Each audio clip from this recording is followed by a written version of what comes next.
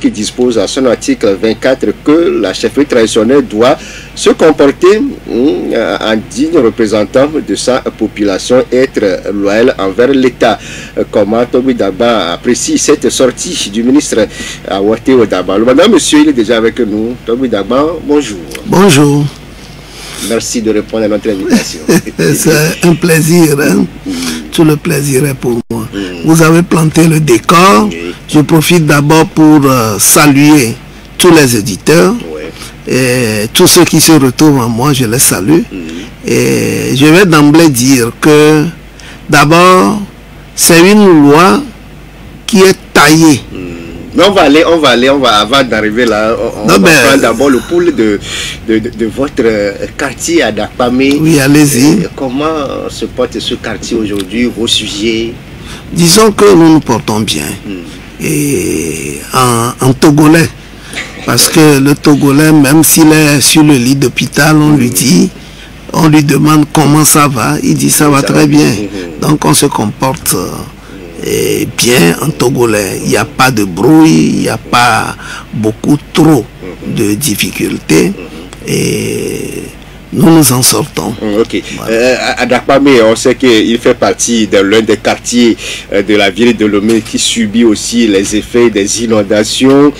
Et on se demande pourquoi chaque année on vit la même chose. Vous, en tant que urbaniste de profession, quelle est la politique qui est faite à Dakpamé aujourd'hui pour que vos populations n'aient plus les pieds dans l'eau à chaque goutte de pluie?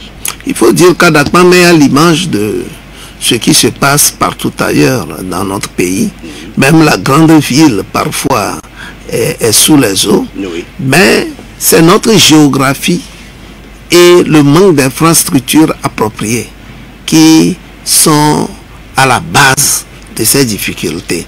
On aurait eu des infrastructures dignes de ce nom que nous n'aurions même pas de difficultés, surtout que nous sommes entourés pratiquement des deux côtés. Donc au nord, nous avons le Sion qui pourrait servir quand même de déversoir des eaux. Et au sud, nous avons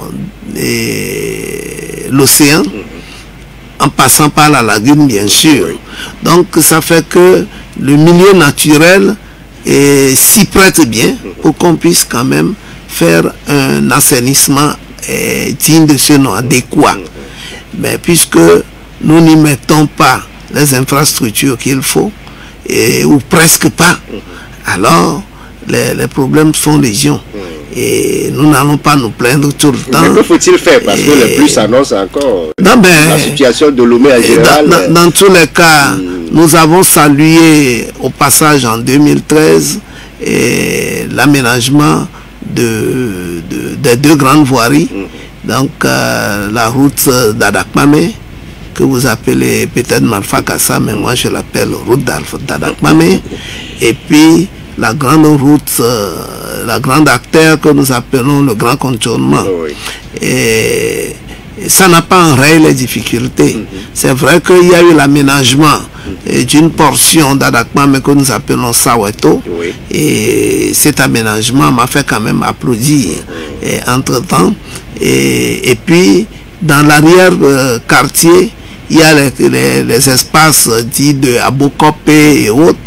Pendant la saison pluvieuse, vous devez quand même faire un parcours de combattant pour pouvoir atteindre les artères aménagées au fin de pousser un pouf, un ouf de soulagement.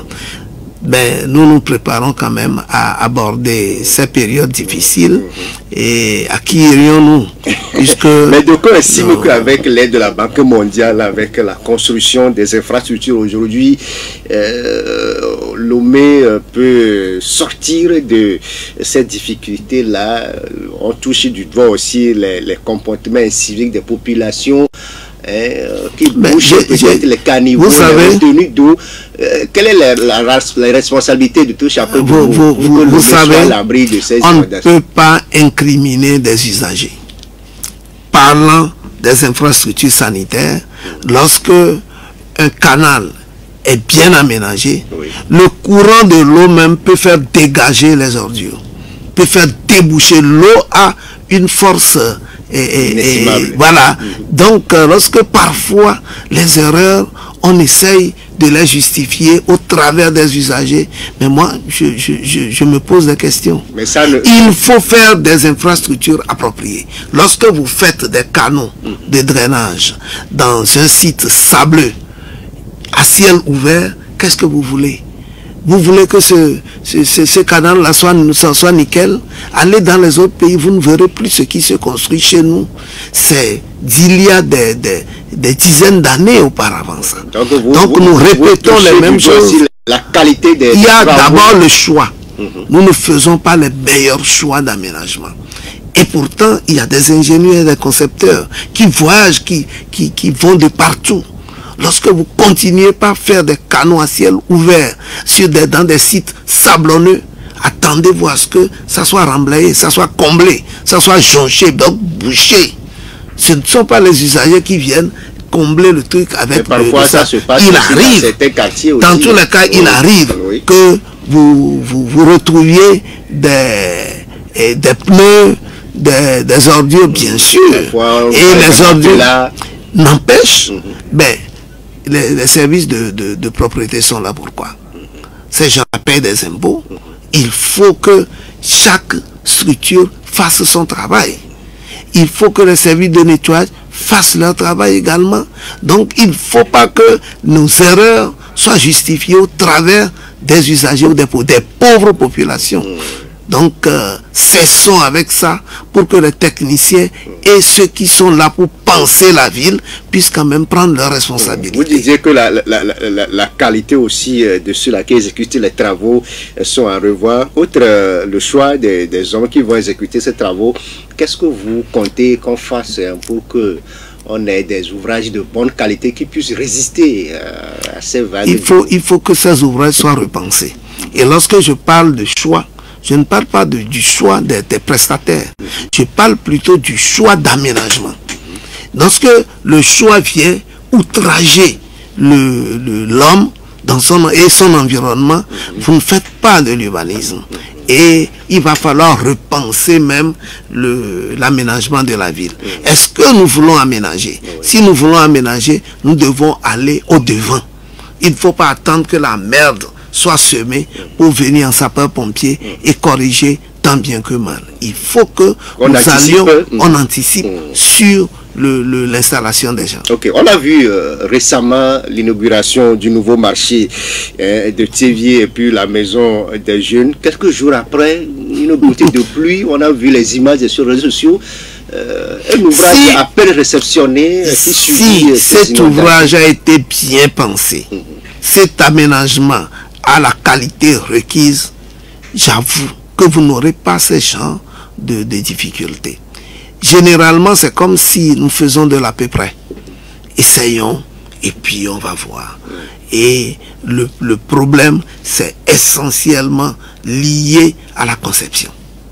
C'est essentiellement lié à l'appréciation de la qualité du site et de son potentiel. Lorsque vous méprisez ces genres de choses, automatiquement, ces études-là qui devaient être faites en amont. Ces études sont souvent faites, mais c'est des copies-collées. Et là, devant cette situation, le maître d'ouvrage doit reprendre le travail carrément. Bon, mais on lui a donné. Au fait, le maître d'ouvrage, c'est pas celui qui construit. Celui qui construit, c'est le maître d'œuvre. Mais le maître d'ouvrage, c'est celui à qui revient l'ouvrage. Donc, si vous dites, la mairie, par exemple, va reprendre, mais la mairie n'a qu'à prendre ses responsabilités. On lui a remis le dossier tel quel, sur un site peut-être non aménagé, non approprié. On lui a donné les dimensions. Si on te dit d'aller construire dans une vallée, il ne te revient pas de rehausser le niveau du sol, c'est des frais. Il revenait à l'étude d'abord de prévoir qu'il doit avoir une côte relevée de temps, un reprofilage pour que vous puissiez poser votre structure, votre bâtiment dessus. Mais si ce n'était pas prévu, il ne vous revient pas de mettre la main à votre poche pour pouvoir le faire.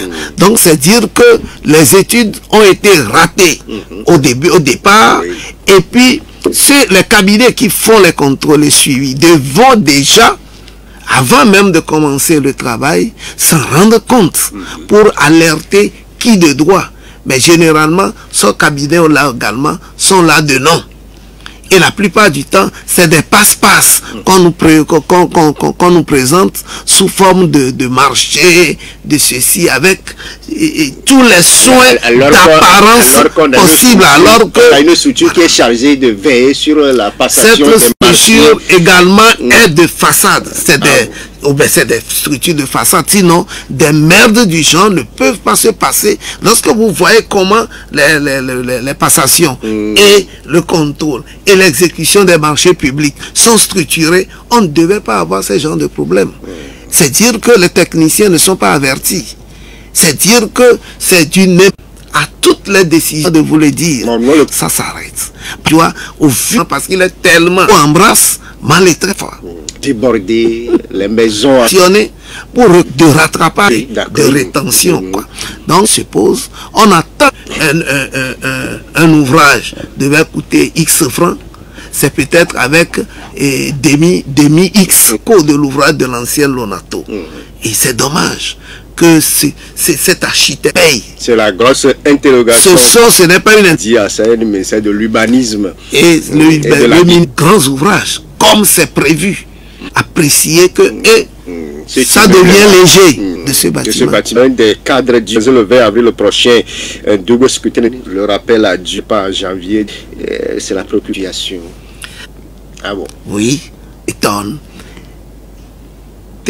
Vous pourrez, c'est ce qui leur est arrivé. Et cette victoire, tant que le capitaine dans la vraie raison. Donc, parfois, il ne faut pas trop tirer. Et toutes les décisions sont vous résigner ou bien vous faites le combat. Donc nous marchons dans ce péché que des accompagnateurs. Il y aurait des opposants vrais que depuis, dans tous les cas, je n'ai jamais été un leader de parti. C'est maintenant que j'ai désiré le fait d'une formatif ou pas pour pouvoir manager, dire j'ai échoué. Moi je le grade, il est années et à qui on doit et peut-être ce rang là pour lui, sinon il n'a jamais été dans l'opposition. Il a plutôt été disons et auprès de la mémoire. Donc autant je vais rappeler aussi sa mémoire, parce qu'il ne faut pas que nous rentrions dans une fourgue des jeux de façade. Et c'est dommage. N'oubliez pas cette facette. C'est pourquoi moi, si puisque nous allons respecter sa mémoire, respectons également ses faits. Respectons les actes qu'il a eu à poser, que ces actes l'accompagnent. Ça vient de la demande. Il faut toujours sentir sans que vous puissiez me le réparer. Je vais passer l'éponge et oublier donc du vaincu. Quelqu'un qui sait qu'il était le fils les délices politiques. Dit que bientôt des populations de l'extrême nord du pays. Bagarre du car. Ah bon. Le car s'est éclaté et je me suis retrouvé en l'air en tant que car et parce que finalement retrouvé en l'air pour que politiquement je puisse de la formalisation là nos bases qui sont restées. Et ces bases, pourquoi vous voulez les racheter? Je ne les rachète pas. On a appris que vous les courtisez, vous voulez racheter. Non, je ne rachète pas. C'est ramener dans, disons, dans une autre dynamique qui ne s'est pas encore élevée, mais nous y sommes. On s'y attelle. Donc, nous le faisons tant bien que mal. Donc c'est un parti ou bien c'est un mouvement? C'est également si je voudrais créer une structure politique, je l'appellerai parti. c'est qu'il faut manager le visage et dévoiler. Il ne faut pas jouer également la façade. Tous ces mouvements ne sont que des soins de façade, c'est des partis. Donc, nous y sommes, nous y attelons, nous y attelons. Et pour l'instant, je n'ai pas d'obstacle majeur. Oui. Et donc, nous prenons tout notre temps. Okay. Mais on apprend aussi que vous vous préparez pour ces législatives-là. Ah, mais les législatives sont ouvertes à tous les citoyens sans exclusive. À moins que je me trompe. À tous les citoyens, je suis citoyen. C'est pas parce que je suis chef quartier ou traditionnel que je cesse d'être citoyen et d'avoir des libertés individuelles et publiques. Donc, je me prépare à vivre ces événements. Parce que, surtout les législatives que nous connaissions mieux, nous influençons les décideurs législatifs de demain. Il va falloir que nous puissions faire en sorte que une personne ne puisse pas s'arroger toutes les décisions du pays. Aujourd'hui, toutes les décisions sont concentrées entre les mains d'une seule personne. Je n'ai rien contre cette personne, mais je trouve qu'il y a même des quotients de blocage au cas où on peut aller à la dérive si la décision n'est pas bien dans ce combat aussi du CAR, on donne le nom souvent groupement. Est-ce que vous confirmez cette information? J'ai toujours, pour pouvoir travailler avec moi, la probité cherche et le reste, le coordinateur régional de la savane, toute la savane, et il m'a fait allégeance, il est avec moi. Est-ce que ce n'est pas aux antipodes de votre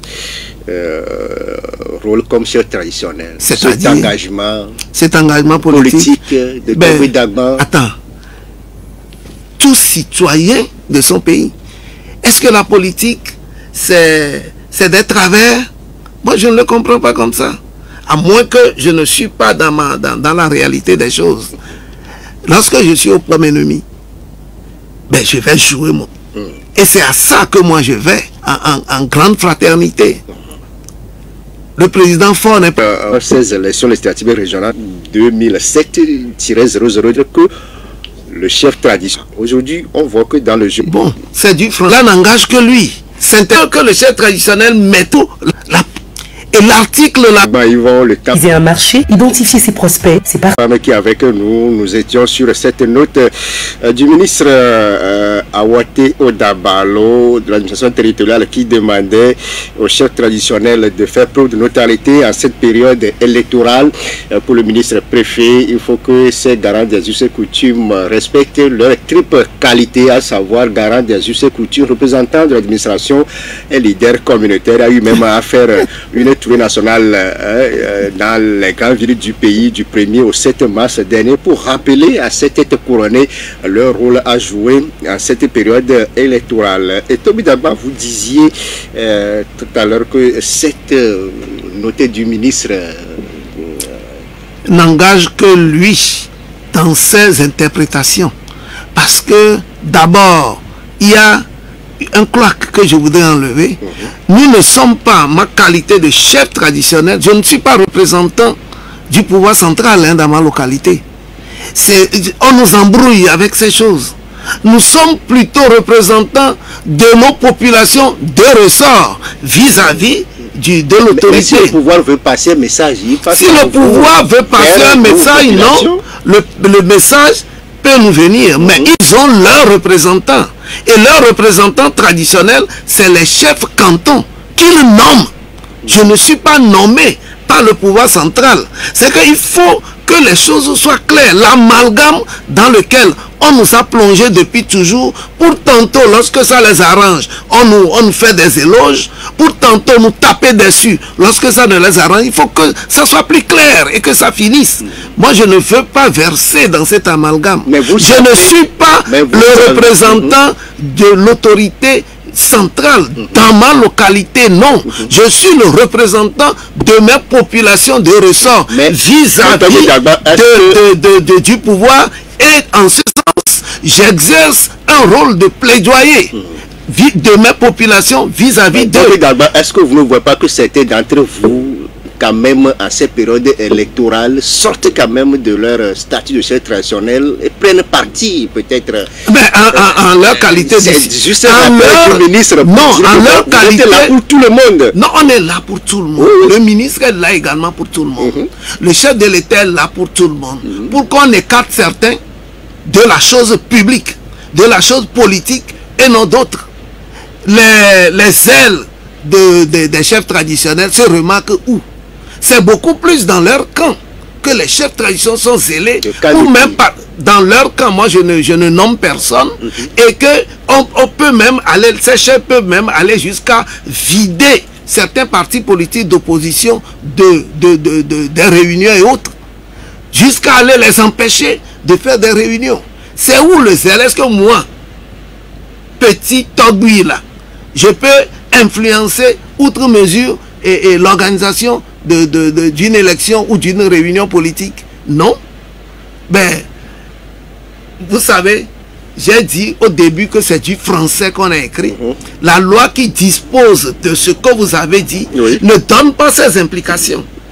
C'est pas parce que je vais m'impliquer à la politique que je ne suis plus loyal à l'État.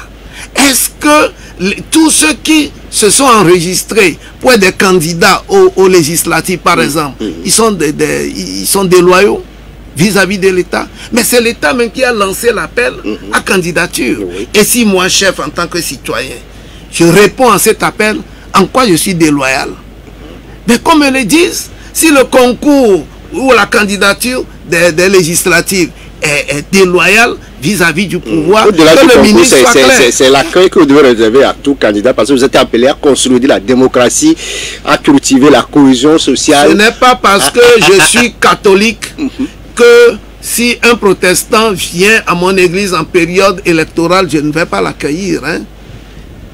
Il faut faire le distinguo. C'est la même comparaison. C'est une entité religieuse. Nous sommes également une entité religieuse. Hein. C'est pas parce que l'autre n'est pas de ma confession que je ne vais pas en période électorale l'accueillir. Du coup, ce n'est pas parce que nous ne sommes pas du même bord que je ne peux pas t'accueillir. Et les chefs traditionnels sont là pour accueillir les candidats. Nous sommes là juste pour l'accueil. Non, mais il faut... Mais c'est juste un rappel quand même du... C'est que c'est une restriction pure et simple de nos expressions en tant que traditionnels. Comprenez qu'on voudrait nous écarter de la chose politique. On ne veut même pas nous sentir. Est-ce que c'est l'esprit de la note du ministre? C'est juste... Non, de l'interprétation du ministre.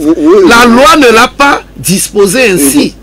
La loi n'a pas disposé ainsi. C'est le ministre qui l'interprète.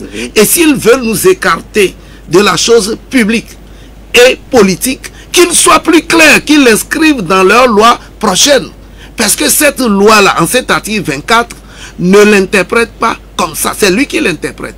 Et moi, j'ai fait également des études. Je ne comprends pas cette loi sur le flanc de la déloyauté, de ceci, de cela, de la neutralité. Les chefs traditionnels ne sont pas des citoyens de ce pays. Mais partout dans les institutions, on dit les chefs ne sont pas éligibles. Par exemple, à la CENI. Partout ailleurs, à la HAC, comment on l'appelle, dans d'autres institutions démocratiques, on a écarté les chefs. Et lorsque vous prenez notre loi, on prend soin de préciser que c'est à des fins coutumières. C'est que nous n'avons aucun rôle à jouer sur la scène politique et publique. Alors que nos territoires nous appartiennent. Pas en tant que produit, mais en tant que patrimoine. Et nous sommes là appelés à gérer nos territoires. Mais si on nous enlève ce pouvoir de gestion de nos territoires et qu'on nous dise taisez-vous, alors nous servons quoi? Nous servons seulement des corps à remplir les salles pour donner l'impression que ces salles-là, disons, l'événement est soutenu par les traditionnels. Donc nous sommes là seulement pour venir appuyer les choses sans jamais donner nos avis, nos points de vue. Nous allons nous cacher pour peser sur la scène politique Moi, je trouve que non. J'étais de la politique avant que le traditionnel m'embrasse. Et vous ne pouvez pas vous consacrer seul à la traditionnelle aujourd'hui. Traditionnel, c'est dénudé de la politique. Si oui, qu'on l'exprime clairement. Je ne peux pas me départir de ma chefferie. Parce que ce n'est pas quelqu'un qui m'a nommé. C'est les aïeuls qui m'ont nommé. C'est l'oracle qui me l'a dit, qui m'a désigné. Et lorsque tu es désigné par l'oracle, tu ne peux pas te dérober. Et qu'on inscrit quelque part que si le chef voudrait siéger ici, il doit démissionner. Qu'il sache qu'on ne démissionne pas d'une chefferie traditionnelle innée. 92 02 80 63 99 70 70 90 pour être en direct avec nous, avec notre invité Togui Dagban, à Yvon du chef quartier de Dakpamé. Avec lui, nous, on a M. Pelé pour vous. Mettez le casque Togui Dagban et on va prendre M. Pelé. Bonjour M. Pelé. Oui, bonjour. Bonjour. Ouais, c'est bon. Bon, je pense que cette loi-là est venue. On peut la saluer, la bienvenue. Mais il faut que cette loi retrouve directement ceux qui ont l'habitude, cette habitude-là, c'est le RPTU. Vous ne pouvez pas aller dans une localité si vous racontez un chef, peut-être qu'il va porter le chapeau du RPTU ou rien. Donc, uniquement, si cette loi est venue, comme l'a dit, ou bien, c'est-à-dire, la loi, c'est la loi. Il faut la respecter, d'accord? Mais la loi, il faut que ça soit appliqué. C'est l'application qui est le Merci. Merci beaucoup. Derrière vous, c'est M. Senghor. Bonjour. Ouais, Jacques, bonjour. Et Gildas, s'il vous plaît, M. Senghor. Ah, c'est Gildas, vraiment. Comment vous allez? Ça va bien. Je salue le grand-papa, M. Dagban. Bonjour, papa. Merci, merci, bonjour. Ok. Bon, chef, je voudrais vous poser la question de savoir la mort des Togolais en exil. Je voudrais encore le réitérer. La mort des Togolais qui cherchent le bien de leur nation. Alors que nous sommes là pour un petit temps, monsieur le chef. Aujourd'hui, Agbéome est parti. Bon, il n'est pas le seul. Le président aussi est parti. Monsieur Agba, un richissime Togolais qui pouvait aider ce pays, est parti. Est-ce que ça honore le Togo, cher papa, monsieur Agba? Je vous remercie beaucoup. On vous remercie aussi, monsieur Senghor, d'avoir participé. Madame Messi, bonjour. Allô? Allô, madame Messi, vous êtes en direct. Voilà. Bonjour. Voilà. Je vais demander à Togui. Avec l'enfer là qu'on vit depuis des années, décennies, où on a bloqué la République, on nous tyrannise, on nous opprime, tout ça là. Est-ce que les vrais vaudous là, vous êtes un traditionnaliste, est-ce que nos vrais vaudous là existent encore au Togo, dans ce Togo là, pour qu'on vive ça, pour qu'il laisse ses fils vivre cet enfer? Je voudrais savoir. Ok. Merci. Merci beaucoup à vous, madame Messi. Kofi, bonjour. Allô, Kofi? Chef d'Admin. Oui. Bon, entre-temps, le FDR avait quitté, bon, M. Apéro avait quitté le CAR, il a fondé le FDR, et vous êtes dans la même idéologie. Alors, pourquoi vouloir créer un autre parti politique? Pourquoi ne pas rejoindre le FDR, vous, monsieur Kissi et tous les autres? Parce que j'aurais appris que en voulant créer votre nouveau parti politique, le ministère essaie de mettre des bâtons dans vos roues, quoi. Donc, pourquoi ne pas rejoindre le FDR? Ok. Merci. Merci beaucoup, Papa Sibiti. Bonjour, Papa Sibiti. Bonjour, Togui Dagban. Bonjour, mon cher ami. Qui est ton ami? C'est vous. Je suis ton papa. Vous êtes un papa ami. Papa Sibiti, allez-y directement à la préoccupation, rapidement. Oui, mais non. Il ne peut pas me dire son ami. Oui, ce sera après, hors micro, vous pouvez en discuter, mais vous êtes en direct, allez-y à la préoccupation du jour. Bonjour, mon directeur. Bonjour, Papa Sibiti. Bon, Togui Dagba, vous portez plusieurs casquettes. Architecte, Togui, si les gens vont à Bain, ils vont voir votre bébé. Qu'est-ce que vous faites pour nous? Politiciens, tout. Mon bassin a des problèmes. Derrière Adebayo. C'est pourquoi je prends la parole. Venez nous aider. Anazap est venu. Qu'est-ce que vous pouvez faire pour nous pour que mon quartier soit vivable? Hein? Vous êtes architecte.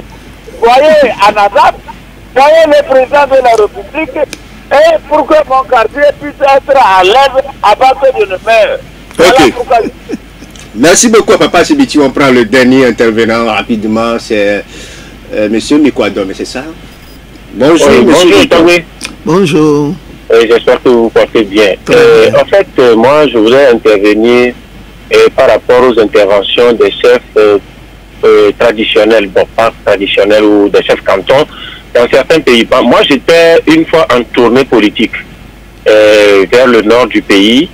Nous étions arrivés dans un village, on veut organiser une réunion. Le chef a envoyé ses notables nous interdisant cette réunion-là. Bon, comme nous, on vient de Lomé, on vient de la capitale, on sait comment les choses se passent. Nous lui avons dit qu'il n'a pas le droit de nous interdire notre réunion.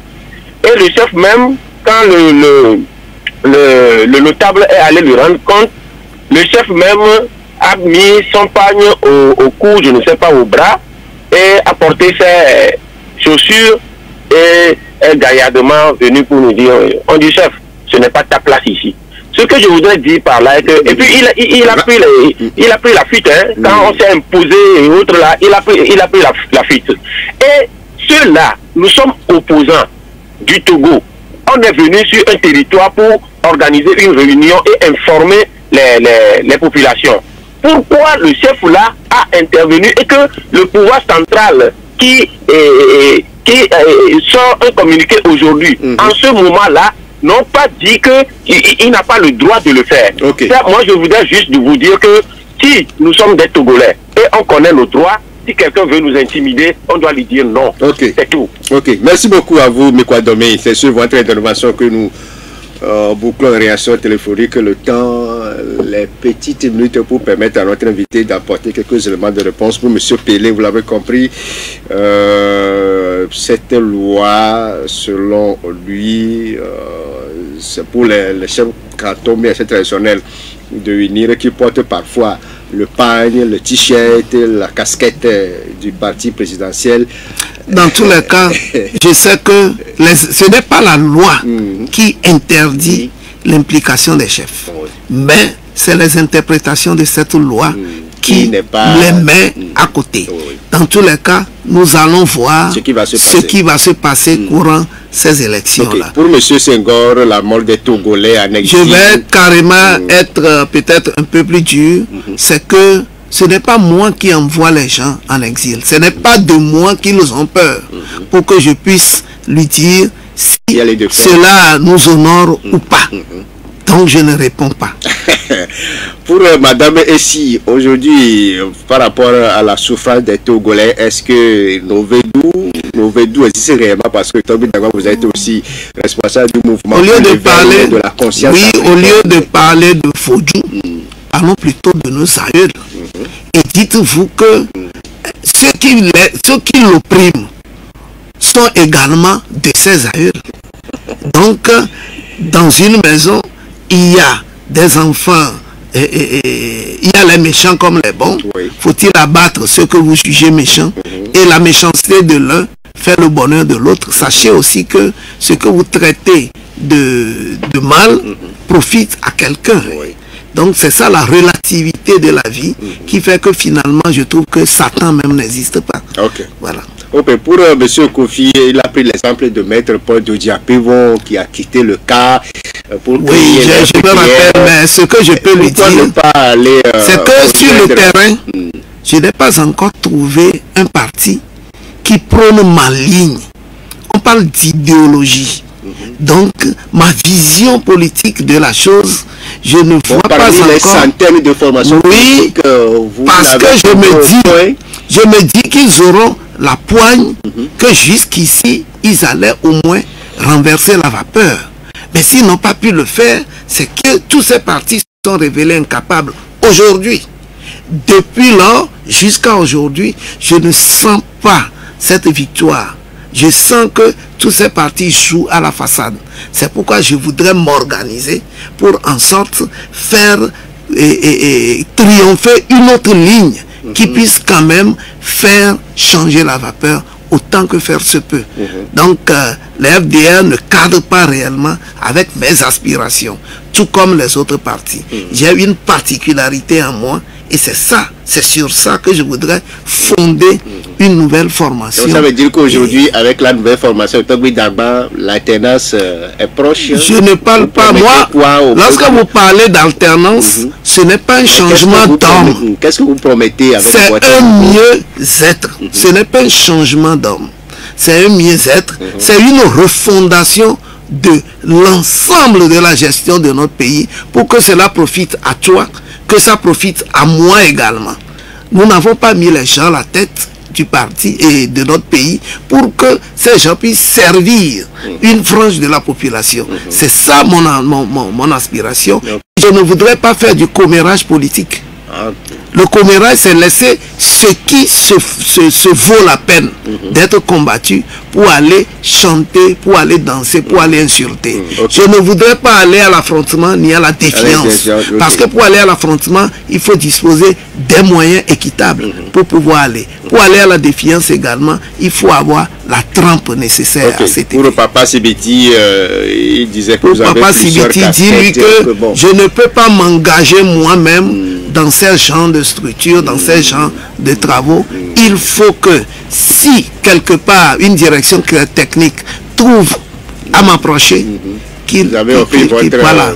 Donc je suis là, j'ai mes expertises à offrir et je ne suis pas encore parti comme les autres et je peux toujours accompagner, je peux toujours et donner des instructions, pourquoi pas. Ok, par rapport à M. Bikoadom, il a donné son exemple qui devait tenir une réunion. Mais ce que je peux lui dire, c'est que ce chef serait en liaison avec le préfet, on allait les dégager sans ménagement.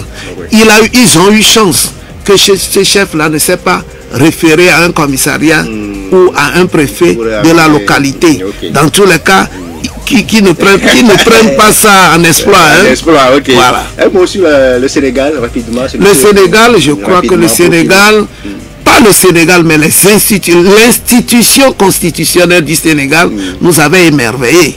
Et c'est extraordinaire ce qui s'est passé. Et ça n'a pu se faire que parce que l'institution constitutionnelle, la Cour constitutionnelle est une institution libre. Si elle était inféodée à Macky Sall, elle ne pourra pas prendre une décision contraire à ce que son patron a dit. Mais chez nous, beaucoup de choses, même pour rendre et parfois même un arrêt judiciaire, il faut se référer au patron. Parce que c'est lui qui t'a nommé et qui lui doit allégeance. Ok. Merci beaucoup d'être passé dans cette émission. Tout le plaisir est pour moi. Yvon, chef du quartier d'Adakwame. On a évoqué d'autres sujets à part la chefferie traditionnelle. Merci et bonne journée à toutes et à tous. Merci à Conclure Parisien qui a assuré la mise en œuvre. Le direct sur la page Facebook, c'est avec Claudia Adi, réalisation Mathias Aziale. Merci de nous avoir suivis. Bonne journée en compagnie de la chaîne de l'excellence.